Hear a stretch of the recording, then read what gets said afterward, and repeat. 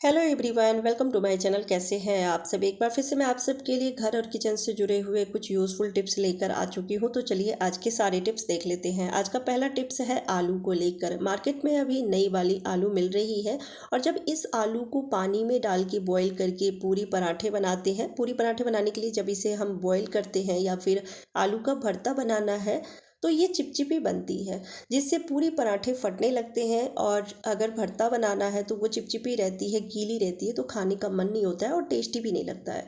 तो जब भी आपको आलू के पराठे खाने का मन हो या फिर आलू की पूरी बनाना हो, आप बगैर पानी का भी इसे बॉईल कर सकते हैं।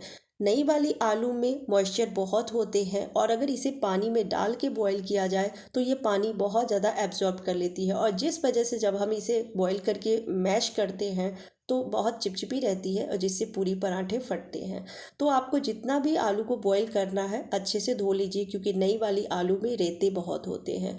जब पानी में आप डाल के बॉईल करते होंगे तो देखते होंगे पानी काले हो जाते हैं और आलू किचकिच हो जाती है। फिर इसे कई पानी से धोना होता है, फिर हम इसका छिलका हटाते हैं। तो आप अच्छे से पहले धो लीजिए और उसके बाद कुकर के तले में थोड़ा सा आपको तेल लगा देना है, जिससे कि आलू चिपकेगी नहीं नीचे।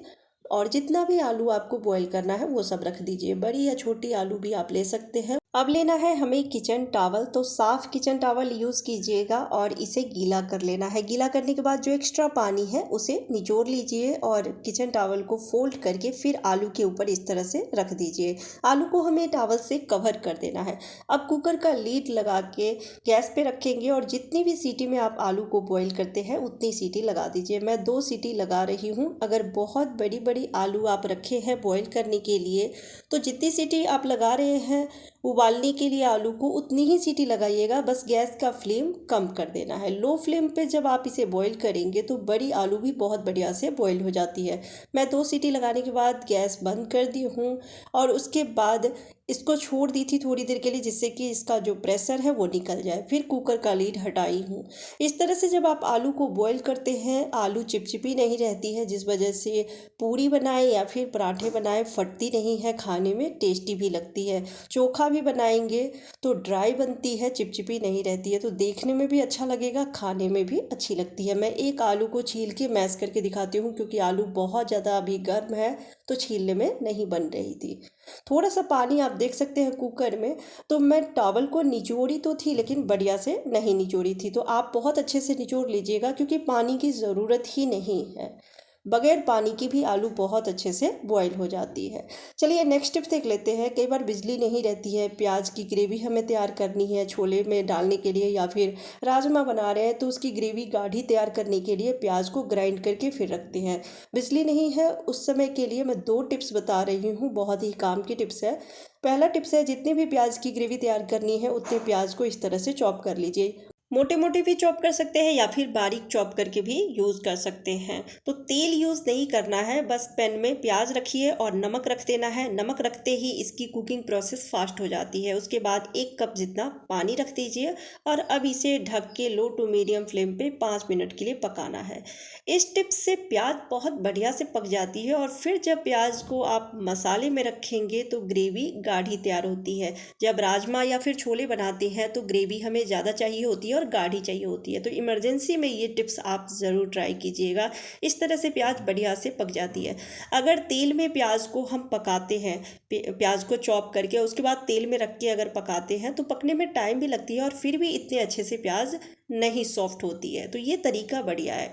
नेक्स्ट टिप्स देख लेते हैं। प्याज को आप ग्रेटर से ग्रेट करके भी मसाले में रख सकते हैं, क्योंकि बहुत बढ़िया से और बारीक बारीक ग्रेट हो जाती है। तो इमरजेंसी में ये टिप्स भी आप ट्राई कर सकते हैं, लेकिन बड़ी वाली ग्रेटर यूज़ कीजिएगा। जिससे अदरक ग्रेट करते हैं उसमें ग्रेट नहीं कीजिएगा, क्योंकि उसमें ग्रेट होने में टाइम भी लगती है और बहुत बारीक ग्रेट होती है। तो बड़ी वाली ग्रेटर से जब आप ग्रेट करेंगे तो बढ़िया से ग्रेट भी हो जाएगी और टाइम की भी बचत होती है। तो इमरजेंसी में इस टिप्स को भी ट्राई कर सकते हैं। सकते हैं। कैसी लगी आपको ये टिप्स कमेंट करके ज़रूर बताइएगा। चलिए नेक्स्ट टिप्स देख लेते हैं। अदरक लहसुन को जब खलबट्टे में दरदरा कूटते हैं तो कूटते समय अदरक लहसुन जितना खलबट्टे में नहीं होती उससे ज़्यादा किचन टॉप पे होती है, क्योंकि ये उछल के बाहर की तरफ आती है। तो मैं 2 टिप्स बताने वाली हूँ जिससे कि बढ़िया से आप कूट भी पाएंगे और एक भी अदरक या लहसुन का टुकड़ा बाहर की तरफ उछल के नहीं आएगी।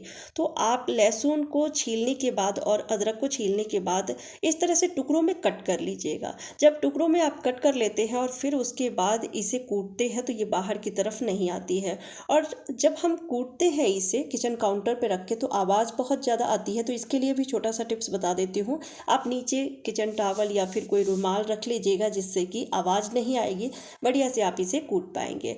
और उछल के बाहर की तरफ ना आए तो इसके लिए आप थोड़ा सा इसमें नमक रख दीजिएगा। उसके बाद जब आप इसे कूटेंगे तो अदरक लहसुन का एक भी टुकड़ा उछल के किचन काउंटर पे नहीं गिरेगी। बढ़िया से इसका पेस्ट आप तैयार कर सकते हैं, वेस्ट भी नहीं होती है। तो छोटा सा टिप्स है लेकिन बहुत ही काम की है। चलिए नेक्स्ट टिप देख लेते हैं। कपड़ों से जब टैग निकलती है तो उसे तो हम बेकार समझ के फेंक देते हैं, जबकि इसमें जो धागे लगे रहते हैं ये काफ़ी मजबूत होते हैं। धागा भी या फिर कुछ में तो तात लगे रहते हैं, तार, तो वो भी काफ़ी मजबूत होते हैं। अब इसे कैसे हम यूज़ करेंगे किचन में, आप इसे बहुत बढ़िया तरीके से यूज कर सकते हैं। चलिए बताती हूँ। तो किचन में काफ़ी सारे छोटे छोटे टूल्स होते हैं, उसमें भी आप लगा के और इसे कील में टांग सकते हैं। या फिर इस तरह के बास्केट है जिसमें साग भाजी साफ़ करते हैं, साग भाजी रखते भी हैं, तो इसे भी आप टांग के ऊपर रख सकते हैं। किचन में बहुत सारा सामान होता है, अगर किचन मैसी हो तो देखने में अच्छा नहीं लगता है। इसमें अगर होल है तो होल में इसे फंसा दीजिए और इस तरह से लॉक कर दीजिए। इसमें लॉक सिस्टम होती है। अगर होल नहीं है तो आप किसी भी नुकीली चीज़ को गर्म करके और छोटा सा होल कर सकते हैं, क्योंकि इसके जो धागे हैं बहुत पतले होते हैं। तो सुई को भी अगर गर्म करके और उससे भी होल करेंगे तो होल हो जाएगी और उसमें धागा लगा के आप इसे लॉक कर दीजिए। फिर आप दीवार में कहीं कील है, हुक लगी है, वहाँ टांग दीजिए। तो इसके कई फ़ायदे हैं। एक तो किचन व्यवस्थित रहती है, देखने में बहुत प्यारा लगेगा, आपका सामान भी एक जगह ऑर्गेनाइज रहेगी। और ये प्लास्टिक की चीज़ें हैं तो कई बार पैर लगने की वजह से टूट भी जाती है, तो वो भी नहीं होगा। नेक्स्ट टिप देख लेते हैं। गोभी जब लेकर आते हैं, कई बार ज़्यादा ले आते हैं, अगर सस्ती मिल रही है तो, या फिर फैमिली बड़ी है ज़्यादा ले आए। अब इसे अगर फ्रिज में रखेंगे तो हो सकता है इसके अंदर जो कीड़ा हो वो निकल के फ्रिज में घूमेगी, खाने पीने की बाकी की चीज़ों में भी जा सकती है।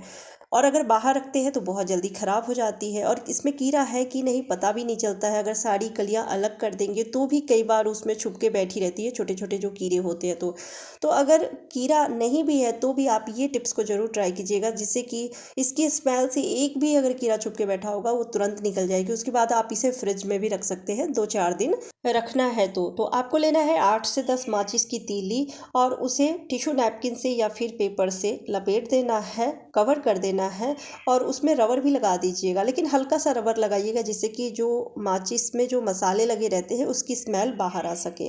अब गोभी को कैरी बैग पे रखना है, तो अगर एक ही गोभी में जो कीड़ा है उसे निकालना है तो आप एक इस तरह से छोटा सा कैरी बैग ले लीजिए। अगर बहुत ज़्यादा है गोभी तो एक बड़े से कैरी बैग में रख लेना है और माचिस की तीली इस तरह से रख दीजिए और अब इसे बंद कर देना है। लेकिन थोड़ा सा आप एक जगह से खुला रखिएगा जिससे कि जो भी कीड़ा होगा इसमें वो बाहर की तरफ आ सके, निकल सके वो।